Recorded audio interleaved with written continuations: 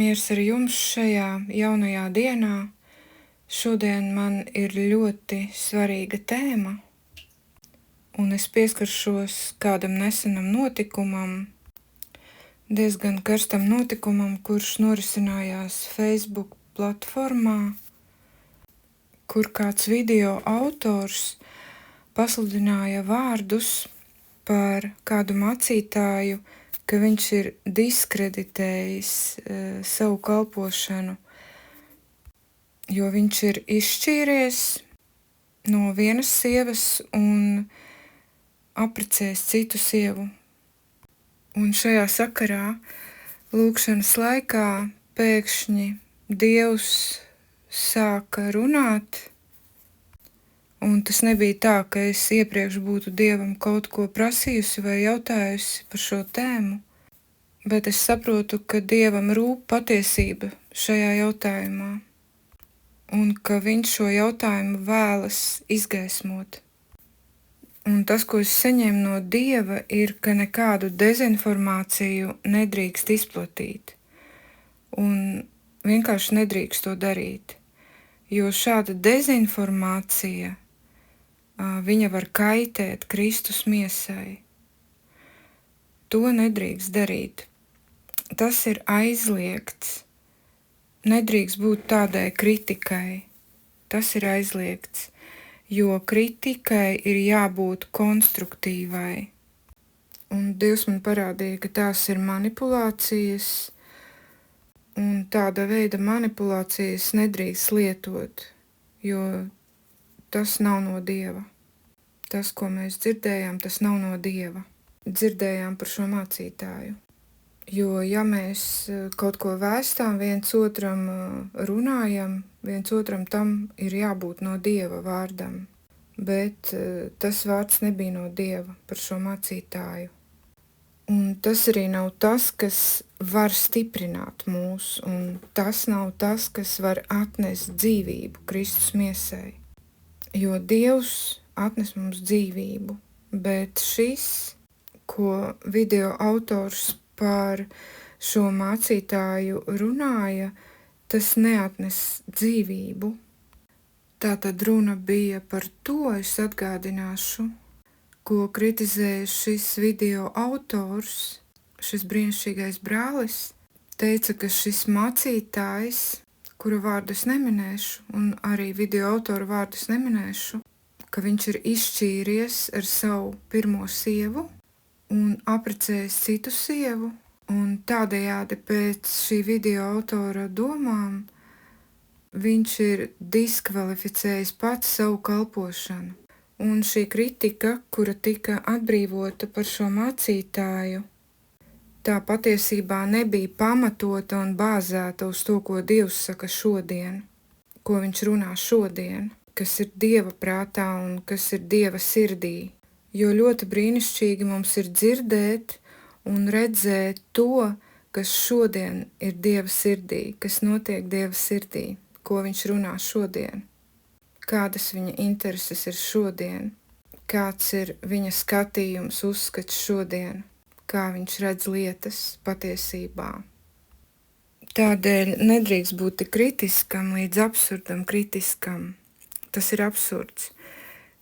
Tas nav no Dieva. Un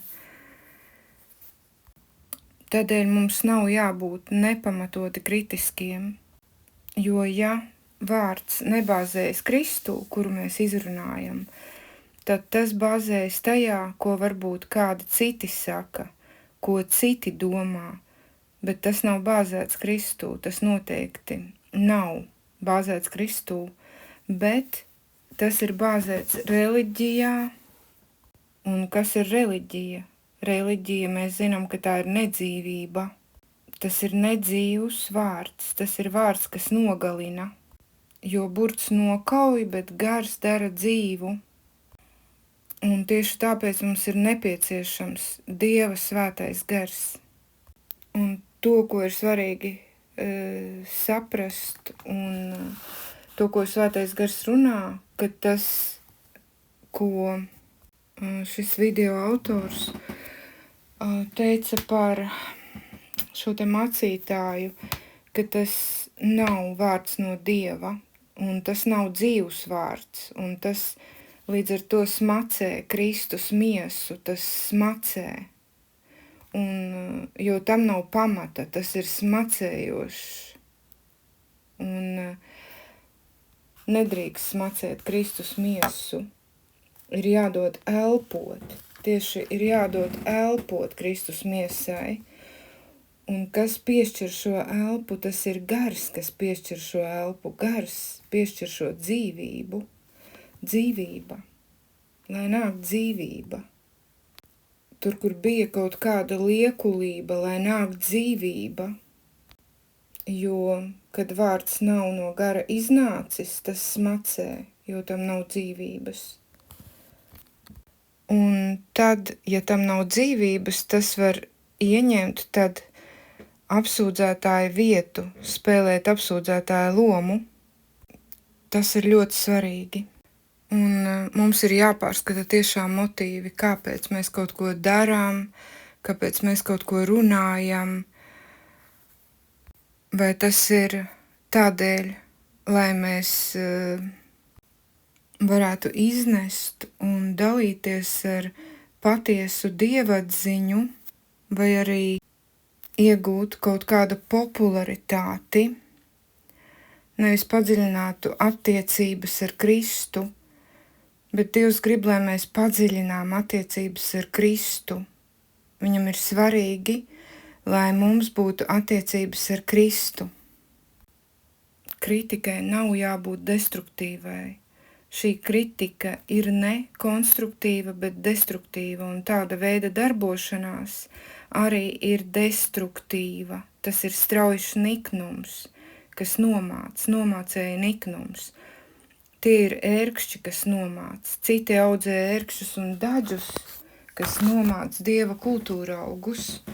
Tā tēlēni izsakoties, tās visas apsūdzības nekonstruktīvās, tas ir tas, kas nomāc visu dievišķo. Jo kādi nāk pie Dieva ar aizvainotām sirdīm, un tie negūst atbrīvošanu tādēļ. Un tie negūst tādēļ arī spēku, kas viņus varētu atbrīvot, un tad tie nes vēl lielāku ļaunumu sevi un citiem arī. Un tādēļ tiem vajadzētu saņemt dziedināšanu. Jo aprunāšana tas ir slikti, tas ir ļaunums, aprunāt tas ir ļoti liels ļaunums, aprunāt brāļus, teikt sliktu par brāļiem, tas ir ļoti liels ļaunums. Bet tas ir, diemžēl, tas, ko piekop daudzi un domā, ka tas nes labumu draudzē, bet patiesībā tas nes iznīcību. Tas nav tas, kas paceļ draudzi, tas ir tas, kas iznīcina, tas nav no Dieva. Savukārt Jēzus saka, esiet kārtīgi, ka mums ir jābūt kārtīgiem, jo Dievs ir kārtības Dievs, nevis nekārtības Dievs. Ir jābūt kārtībai. Tādēļ, ko Dievs dara, viņš darbojas ar to, lai tāds ļaunums vairs nevaldītu un lai viss destruktīvais aiziet prom, lai ienaids aiziet prom, jo tas ir negods, liels negods tā rīkoties. Jo mēs esam aicināti būt trauki godam un negodam. Atceraties šos vārdus no Bībeles. Ak, tu negodīgais kalps, kāpēc tu nelieto tos savus talantus, mazliet parafrāzējot. Kāpēc tu nelieto tos savus talantus, kurus es tev devu? Tev ir talanti no debesu tēva doti, lai tu varētu pacelt, nevis graut, nevis nolaist kādu. Un Dievs man deva tādu redzējumu, ka nolaiž pa notekt cauruli, ka kādus nolaiž lejā pa notekt cauruli. Tātad mēs lasām Bībelē, ka ir godīgais kalps un ir negodīgais kalps. Un no debesu tēta mēs zinām, ka viņš grib, lai mēs esam godīgi kalpi, esi godīgs pret sevi, lai mēs varam būt godīgi pret sevi un godīgi pret citiem. Tātad ir šis aicinājums, esi godīgs. Mēs varam izlietot to, kas mums ir dots godīgiem mērķiem, bet mēs varam izlietot negodīgi pret citiem. Kā mēs izlietojam to, kas mums ir dots? Izlieto godīgi to, kas tev ir dots. Tev ir dots spēks mīlēt šodien. Šodien izvēlēties mīlēt, izvēlēties otru celt, nevis graut, izvēlēties dziedināt, nevis ievainot, izvēlēties mīlestību, nevis naidu, izvēlēties godību. Dievs vēlas, ka tu varētu izvēlēties godību, un šī izvēle ir tavās rokās, ko tu izvēlies šodien, ko tu dari šodien, kas ir tavā plānā, ko tu vispār esi izdarījis. Jēzus grib tevi un viņam svarīgs tu esi. Mēs zinām, pirmais bauslis ir mīli Dievu un savu tuvāko kā sevi pašu. Tas ir bauslis, kuru deva Jēzus mums. Ko tu dod otram, vai tu dod viņam to mīlestību, to pašu, kuru Dievs dod tev. Un Dievs saka, ka mums nebūs bēgt, ja? Bet mums būs pastāvēt mīlestībā, jo mīlestībā ir spēks, un tiem, kuri valda pār savu muti, tiem ir spēks, un tas ir ļoti svētīgi un svarīgi, ka mēs varam valdīt pār savu muti, jo dažkārt ir jāuzliek iemaukti, lai Dievs varētu grozīt to galvu, lai viņš varētu vadīt un valdīt visu ķermeni. Un mēs zinām arī Bībeles stāstu par samarieti, ko samarietis darīja, kad ievainotais gulēja ceļmalā. Viņš nespārdīja vēl ar kājām, viņš neapvainoja. Viņš bija līdzjūtīgs, tādēļ esi līdzjūtīgs. To vēlas Dievs, lai tu jūti līdzi citiem viņu bēdās. Jūti līdzi bēdās cilvēkiem, tie ir dzīvi cilvēki.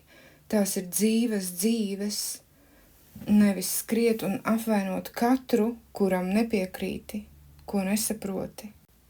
Es ieraudzīju šo mācītāju, kurš tika apvainots, ka viņš guļ ievainots ceļmalā, un ka viņš tiek spārdīts ar kājām, ka viņš nevis tiek pacelts un dziedināts, bet tieši otrādi, ka viņš tiek spārdīts.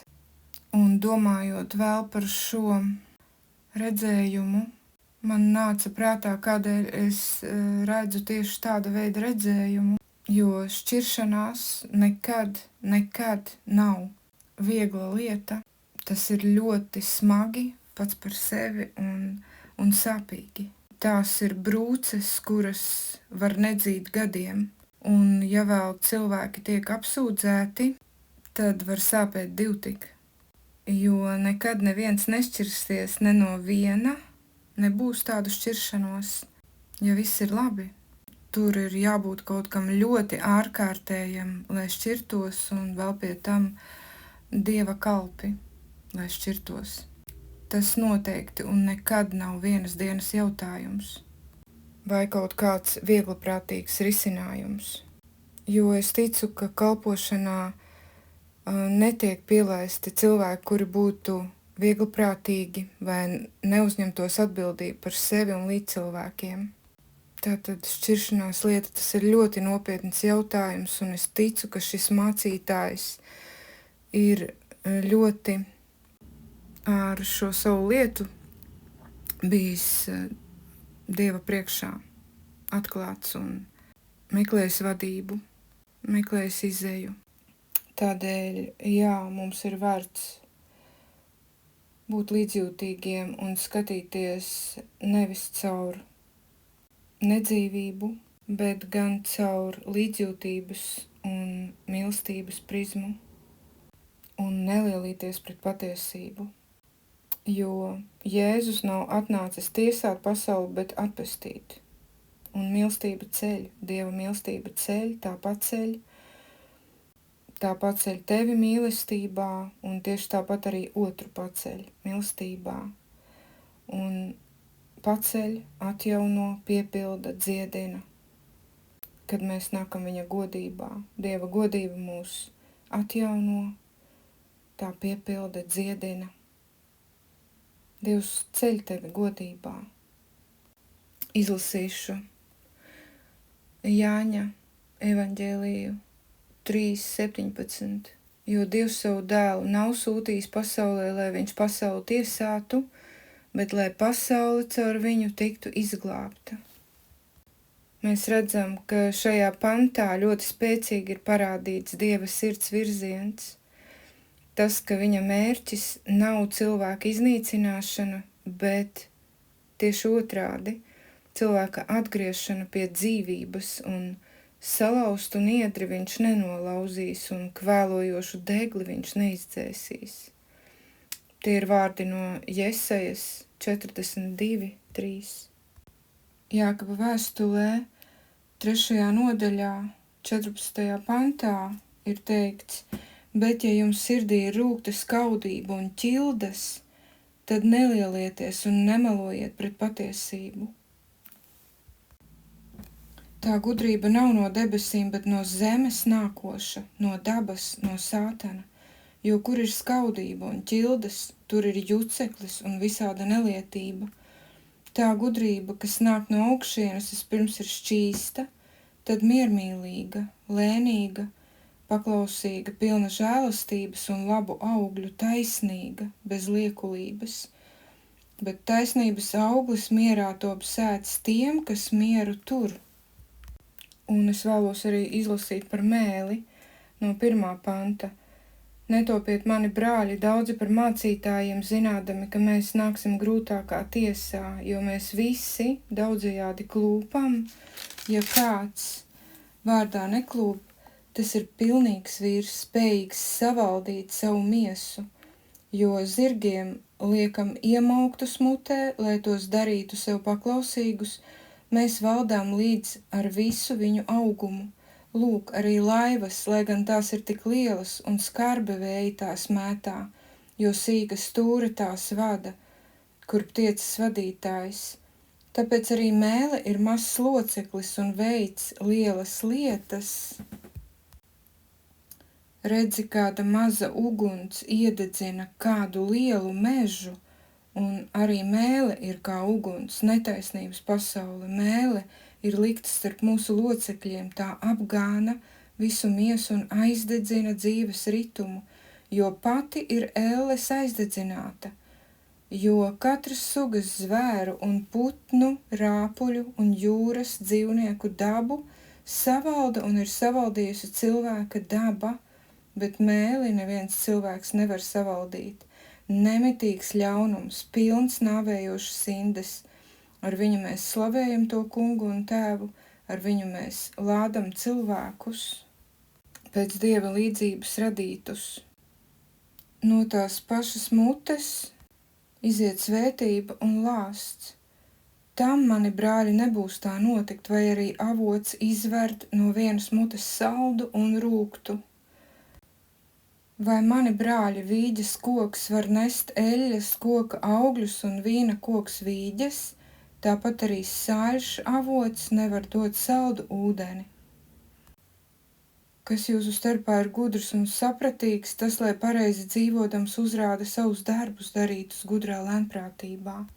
Un es mazliet arī vēlējos piebilst par šo te raksturvietu, kas ir Bībelē, ka mācītājiem ir jābūt vienas sievas vīram. Un ko tas nozīmē? Tas nozīmē nevis to, kad mācītājiem ir jābūt tādam, kurš nereizi nav šķīries, bet tas nozīmē, ka laulībā viņam ir jābūt uzticīgam savai vienai sievai. Nevis tādam cilvēkam, kurš met acis uz vienu sievieti, uz otru un trešo un iet pa labi un pa kreisi, ir neusticīgs savā laulības dzīvē. Tātad patiesībā par to runā šis pants.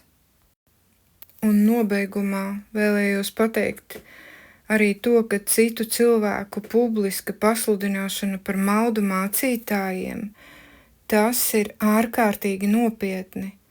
Un šādus apgalvojumus, ka kādi ir maldu mācītāji, nedrīkst izteikt, balstoties uz nepilnīgu informāciju vai citu cilvēku secinājumiem, jo mēs nezinām visus konkrētos laulības apstākļus, un tāpēc mums nav tiesību uzņemties Dieva vietu un pasludināt spriedumu par cilvēku kalpošanu. Bībele mūs aicina pārbaudīt mācību, bet arī aicina mums būt taisnīgiem, žēlsirdīgiem un nesteigties ar apsūdzībām. Ja mēs sākam celt apsūdzības pret Dieva kalpiem, nezinot visus faktus, mums pašiem ir ļoti nopietni jāpārbauda mūsu sirdis.